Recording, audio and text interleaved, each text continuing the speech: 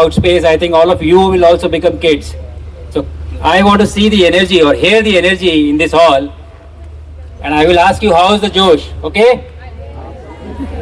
And the entire Pune should hear you. Promise? Yes. Promise? Yes. So Pune, how is the Josh? एक और बार. How is the Josh? Fantastic. Now the rest of the Pune is going to be jealous of you, that you are sitting here and listening to this. Let me start with this. I do not have a lot of time at hand. I will have to leave by 7. But in this short time, I would like to share with you my journey. Not my journey, our journey. Journey of India to orbit in 2025. It took us 41 years and 3 months before we could send somebody from here to space again. But I am very happy and very confident to tell you कि इस बार, now the next time, it will not take us as much time. और इस बार we are going to launch someone from India on an Indian rocket in an Indian capsule, send them to space and bring them back. So it is going to be monumental for us.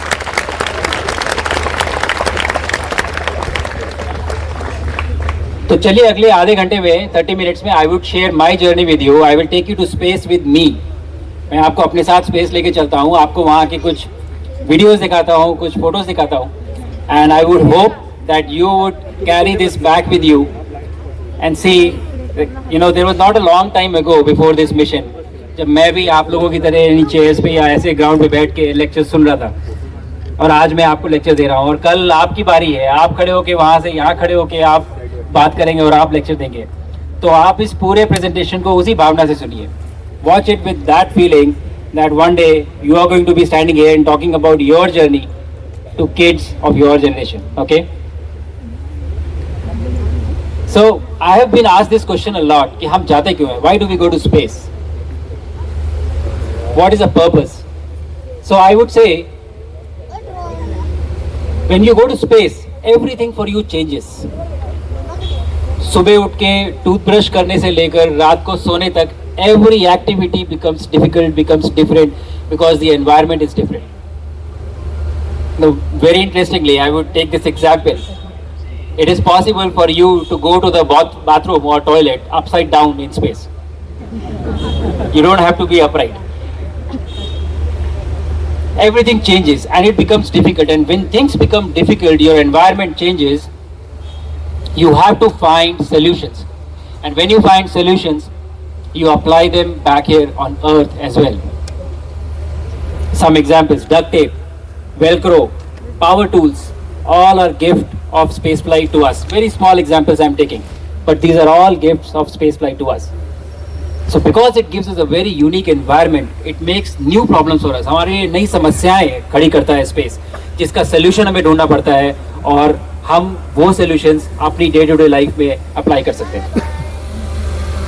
But very quickly, let me take you through my launch.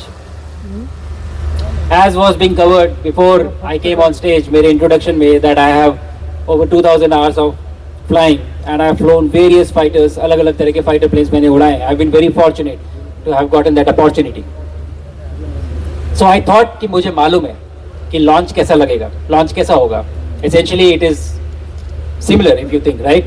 You're sitting on top of a fuel tank and you're lighting it on fire, and you're trying to go to space this time. Otherwise, you're trying to go to air.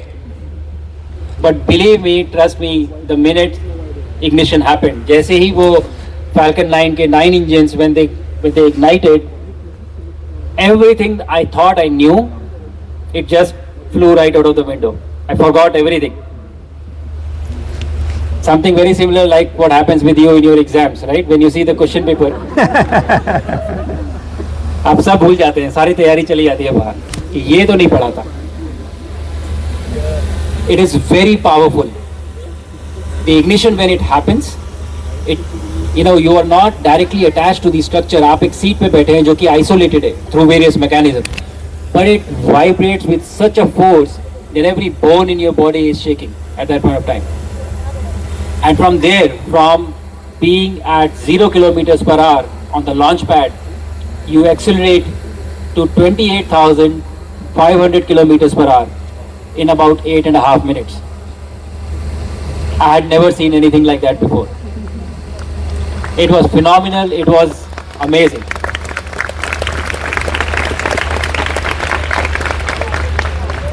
And what happens when you do that, your body undergoes a lot of changes, a lot of force it has to experience, which I will show to you in a while, in the next slide.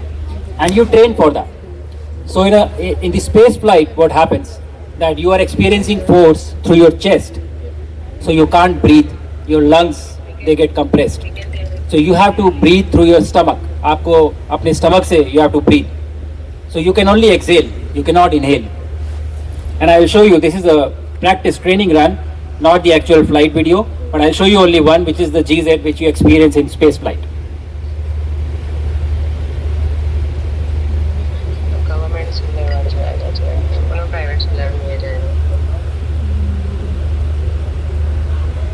So I don't think we have a volume, but you would see my face, my cheeks will start going back because of the force that is going to be on my body. And every once in a while, आप देख रहे हैं कि मेरा मुंह खुल रहा है. I'm just trying to exhale. I cannot breathe in. Breathing happens as a passive exercise. Unfortunately, we don't have audio on this.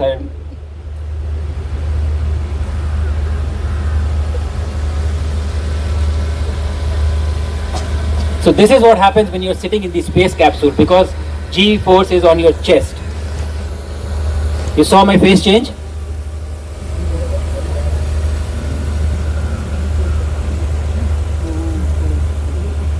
And the other one is what happens when you are flying a fighter plane. It is a different axis. आपके sir से पैर तक आपको G force लगता है, that is called GZ, and this is how it feels, when you are sitting in the fighter cockpit. It is a very different axis. दोनों के अलग अलग reasons हैं, and which I will not go into because of paucity of time. But just see that sheer scale of forces that you experience are very different.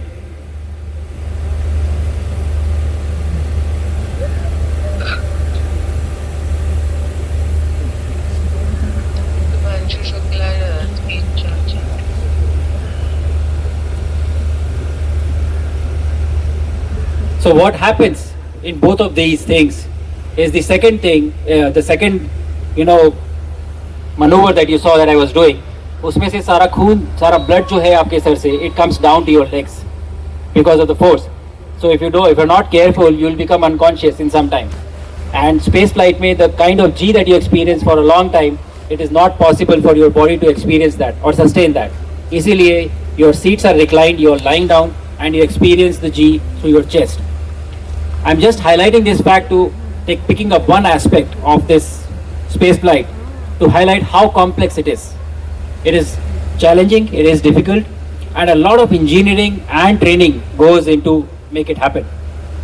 Years of preparation have to be done before you actually go for a space flight, which is exactly what we are doing now for our Gaganyaan mission.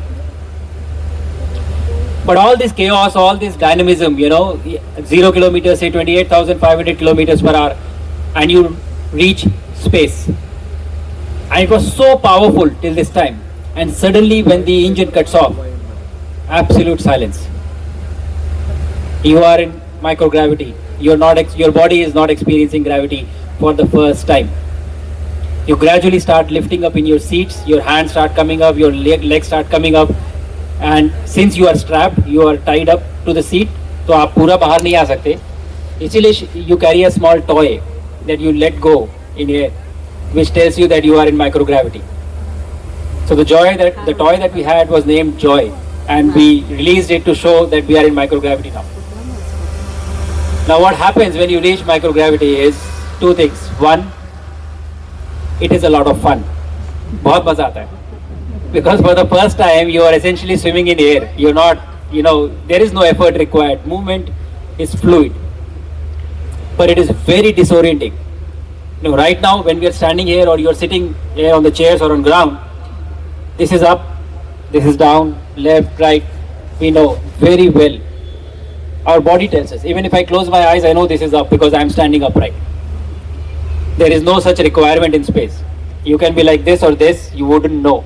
So there is no up, down, left, right. directions lose meaning. You don't understand it. And also the concept of space itself changes. You know, this is a ye three-dimensional hall hai, right? But we don't really use the three dimensions. All of us are sitting on floors or standing on ground. I am also standing here. Nobody is hanging onto this wall, tent walls. Nobody is hanging by ceiling here. It is not possible. But in space, it is possible. But your mind doesn't know that. आपको पता नहीं है आप जब जाते हैं तो मुझे याद है my first day in space, I had to go across a module. एक module था उसके through I had to go, and there was a NASA astronaut who was conducting an experiment right in the center of the module. So she took up the entire space, and I had to cross the module and go the other side. But I couldn't think of any way, so I sat down. I was waiting, and then this other astronaut, she comes to me and she says, "Shuksh, what are you doing?" And I tell her, "Okay, I need to go the other side." And she says, "Why don't you go?" And I say, "Look at her, she's right in the way." And this other astronaut, she starts laughing. She holds my hand, she takes me to the ceiling and tells me, "Walk here." And that is the first time I realized that something changed in my mind, that this is possible. And then I decided that I will dedicate one day to one wall. You know, so today I will walk on ceiling the entire day. Tomorrow I will walk on this right wall. Tomorrow I will walk on this left wall. But there is a shift that is required in your mind to understand that this is possible, because the environment is new. You don't know this. The other beautiful thing that happens is the concept of microgravity itself, you know. So it is not that we don't have gravity in space. We have gravity, right? It is only because we are in a free fall around Earth that we don't experience gravity. Everything is falling. You know, nothing is stationary, everything is falling. So nothing is falling relatively to you. So if I was to hold this mobile in space and I let it go, it will stay here. It will not fall. But you don't know that. You have gone from Earth. So in the initial few days, I was very hesitant. If I have to leave something, I cannot keep it anywhere. There is nothing around me. I would search for people who are around me and I would ask them, "Can you please hold it for me?" And I also had people who were traveling for the first time, astronauts from Poland and Hungary. They would also hold it and stand right next to me, you know. And you know, all of us are floating in air. We are not holding on to anything, but they are holding this mobile till the time I finish something, and then I will take it from them. It is only over a period of time that you realize it is okay to let go of things. They will not go anywhere. And something we will see in this video. कुछ चीजें microgravity में बहुत आसान होती है, जैसे कि lens change करना. चलिए देखते हैं. Believe it or not, everything is falling at the same time in this video around Earth. आप किसी भी चीज को निकाल के ऐसे ही छोड़ सकते हैं.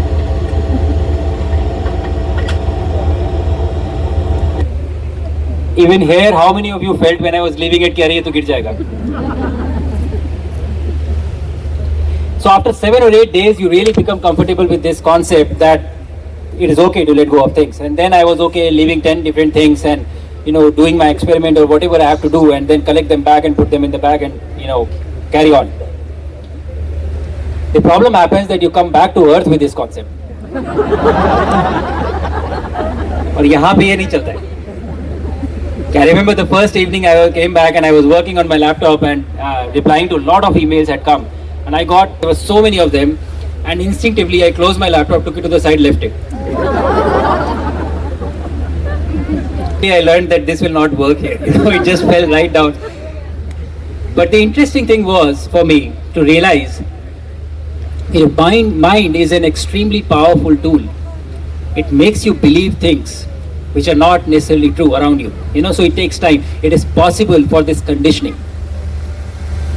And I have used it in the sense of describing a physical phenomena to you, and then, you know, present this context of how, you know, my environment changed, wherein there was gravity, there was no gravity.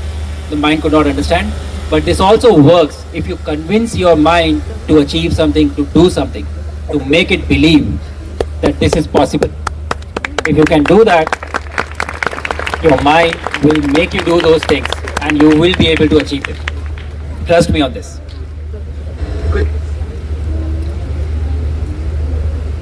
The third interesting thing is that there is no concept of weight in space. There is only mass, there is no weight. And a lot of people that I tell this to, you know, are very happy and say that हम तो space के लिए ही बने हैं. There is no weight there, so we can eat as much as we want, and we don't have to worry about it.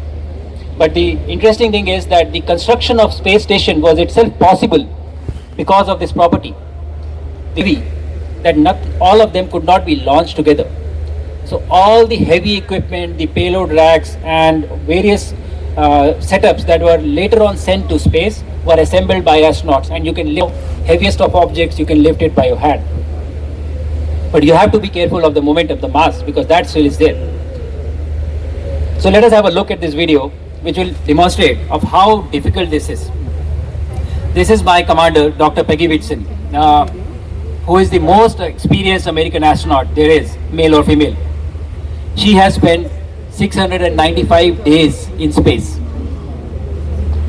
Actually, we used to joke with her that she breaks the record of some of the satellites that were launched by NASA. That is the kind of record she has. But here she is trying to move this bag. This is a huge bag. It is called CTB 10.0, and you would look at the size. This bag is bigger than her, and you would realize how carefully she is moving this. I will let you guess what is inside this bag. This is extremely heavy bag. Just have a look at this. Okay.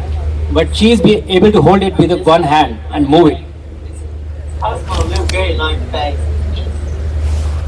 Have to be very careful though, because you have to control the mass, so you don't move it too fast, because it can get away from you. What is it that we have in this bag anyway? It's incredibly large.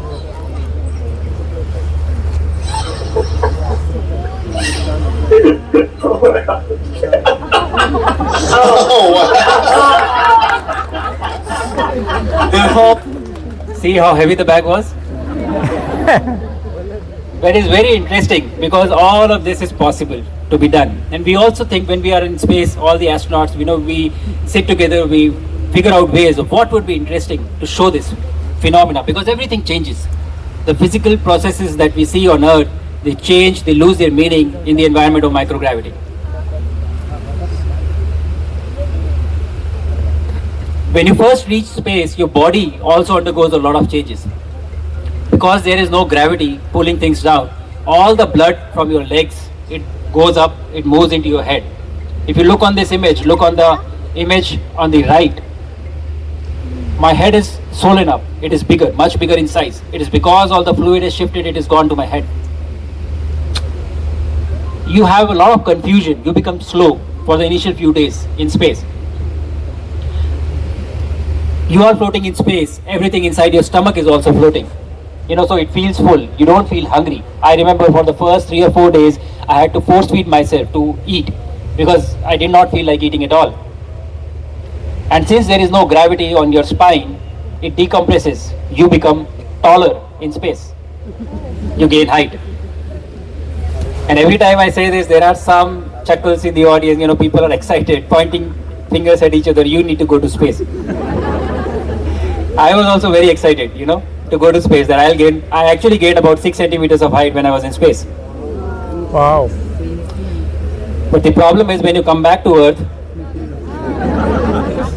so it's not a lasting change because gravity plays its part again, and it again, brings you back. The only thing that you gain is back pain that you get twice. You don't use your muscle in space, there is no load. Right now, even while sitting on chairs, you are using your muscles to oppose the force of gravity. But in space, it is effortless. And as a result of that, in my 20 days of space stay, I lost about 5 kgs of weight, out of which 4 kgs was muscle mass. That is how rapid the degradation is. So, for our muscle mass, I think we need to thank gravity, for maintaining it. And again, you are working in confined spaces, You look outside, you see beautiful sights, but you also see nothing because the environment of vacuum, there is no air. The temperature cycle from plus 100 to minus 100 depending on whether the sun is falling on you or not. So the realization of how harsh that environment is also there. So psychologically, you have to be really strong and prepared for whatever happens, the eventualities. I don't know how many of you are following, but right now there is a medical emergency on International Space Station and the crew is likely to be brought back. But these are the things that actually happen. there is no ready help available. You have to come back to earth for any major intervention or major help. So you have to be very, very strong, mentally strong, to undertake all this. So it teaches you a lot of lessons, the environment of microgravity. Because what are we trying to do essentially? We are trying to sustain life in an environment wherein it should not exist. And it is all artificially done. And we are doing it for our country as well. Everything changes, like I said, from toothbrush to sleeping. Sleeping is extremely interesting. There is no bed, there is no pillow. You're sleeping in air. As in, you have a sleeping bag, you get inside the sleeping bag, and then you have to tie your sleeping bag to something, anything. Because if you don't tie your sleeping bag, you will sleep here, you will be found somewhere else in the morning. You will float away. So wherever you choose your location, you can choose up, down, left, right, wherever you want, because you're sleeping in air. But all these unknown challenges allow us or force us to find unique solutions to these problems. So I have a section on science that I conducted in space. But like I said, I have restricted time. I would just briefly tell you about, for the first time ever, the Indian researchers were able to conduct science in microgravity and get back their results. And I was proud to be the bridge between them and orbit to conduct this science in space.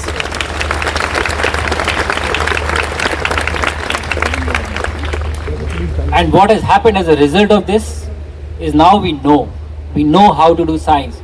It is so nuanced. The enabling of a simple science experiment in space. I will just highlight one aspect. There was an experiment on microalgae. I was growing them, deploying them every day morning and getting them back every day, putting them back in the black bag every day evening. Very simple. The last day I was supposed to sample that. And to sample that we had to use a syringe and pull out the microalgae from the pouch and put it in a small capsule and freeze it for preservation. Now when you pull something in the syringe, there are some air bubbles which happen. And what do we do when we have air bubbles here on earth? You point it up, air bubbles come on top and you squeeze it and the bubbles go out, right? Work done. This doesn't work in space because there is no gravity, there is no light or heavy between water and air. So what you do is you become the centrifuge, and so you rotate 3 or 4 times so that because of that force the bubbles and the liquid become on the each side, and then you squeeze or you pull to separate it out. I had 12 bags and I had to collect 4 samples from each bag, 48 samples, and for each samples I think I had to turn around 5 to 6 times. I was a great ballerina in space that day, performing science. A lot of fun, but very interesting lessons that you bring back with you of how to do it, how to enable it for ourselves. And as we go into the future, as we are developing our own space station, I think these are valuable lessons for us, which we are going to use for our own program. So let me skip some of these slides and take you to the last part of the mission. After you have done everything, now it is time for you to come back. And frankly speaking, to be very honest, I did not feel like coming back. I was very happy in space, very peaceful. My wife was not very happy when she heard that I didn't want to come back, but that's another story. But it was a great place to be, totally cut off, doing only the work that you need to do, very peaceful. But what happens when you come back is your body is now coming into a new environment again. I told you during the launch, you go from 0 kilometers per hour to 28,500 kilometers per hour. You gain so much of energy. And now when you have to come back, you have to come back from 28,500 to 0. And how do you drop that? How do you lose all that energy? You use our atmosphere. And when you come back and you use the atmosphere, it generates heat, it generates friction, and entire capsule is covered with fire, a huge ball of fire. Temperatures that are in excess of 4,000 degrees Fahrenheit, almost as hot as sun. I was very excited to see how it would look, through the windows, how the flames would look. And very interestingly, they start like streaks, and then convert into yellow flames, and then becomes a steady stream, all type of colors you see. Yellow, orange, blue, red, purple, everything. But when you're coming back, the G forces start coming back. You know, you start feeling the G again. This time it is very different. Because when you were going, you were already used to 1G and you were building up on that. This time you are used to microgravity. So any G feels very heavy. I was training my neck to look at the window at the fireball. And I remember a lot of strain on my neck, and I thought that, it is enough, I'll rest back now because otherwise I would injure myself. It must be 2 or 3 Gs. I laid back, I looked at the display was reading 0.3 G, not even 1. That is the kind of difference that happens. When you open your eyelids feel heavy, you feel them, that the weight is felt. That is the shift in perception that happens. And because of all these reasons, when you come back, everything has changed. You cannot walk. I was feeling quite okay, but when I came back, I was not able to walk because my body had forgotten, my mind had forgotten how much effort it takes for you to stop yourself from falling. This is a video of me about 4.5 hours after splashdown. So I'm in much better condition as compared to at the time of splashdown. But look at how difficult it is for me to do just a simple straight walk.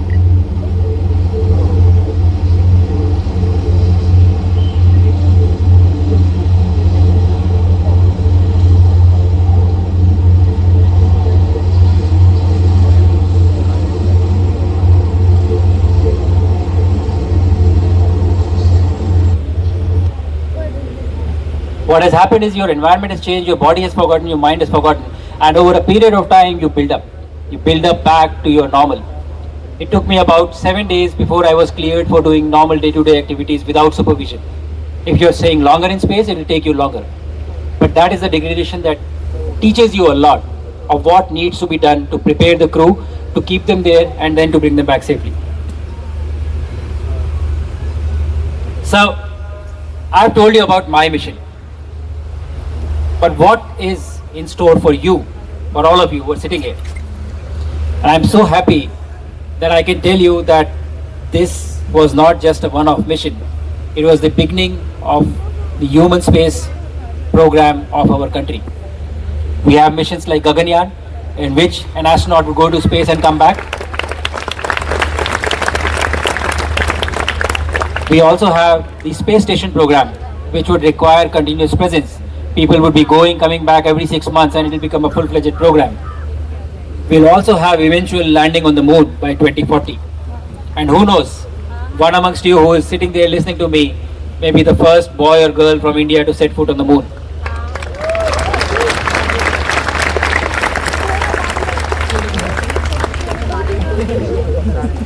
And what happens when we pursue this? We are bringing a change in how we are doing things. We are trying to find solutions. We are trying to create solutions to problems that we know we are going to face when we go to space.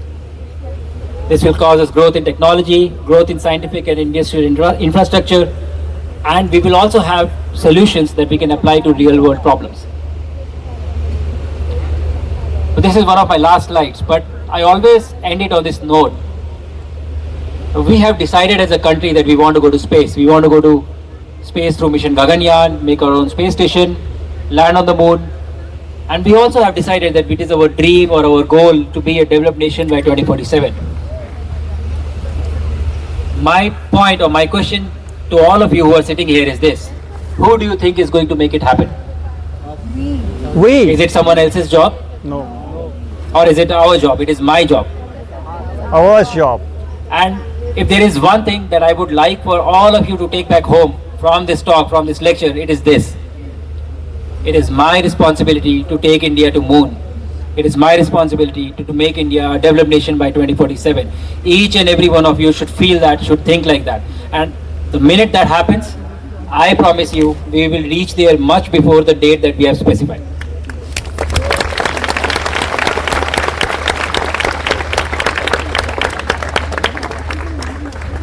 Okay, one last thing before I finish, and this is the most asked question that I get.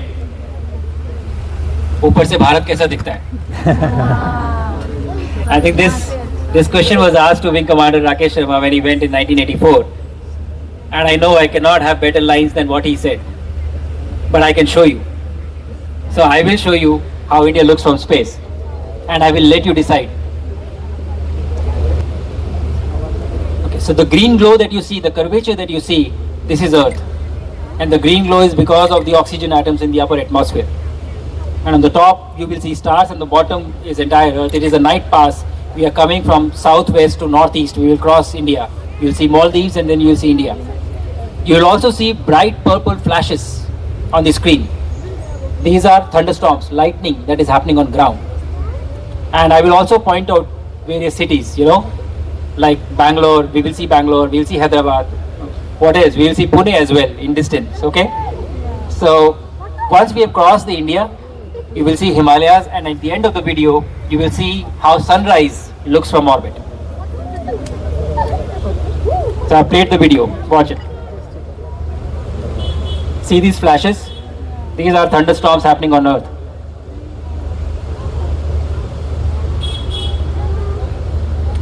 This is India emerging. And the brightest city that you see, this is Bangalore. Then you see Hyderabad, and Pune on the left. And look at the dance of these thunderstorms or the bright lightning that you see. And that blue glow, that is the sunrise.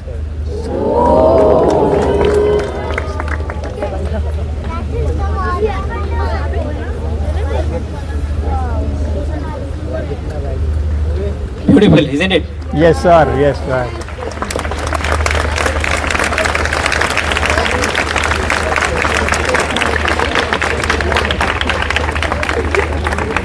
And imagine you have the possibility of seeing this side 16 times in 24 hours, 16 times a day.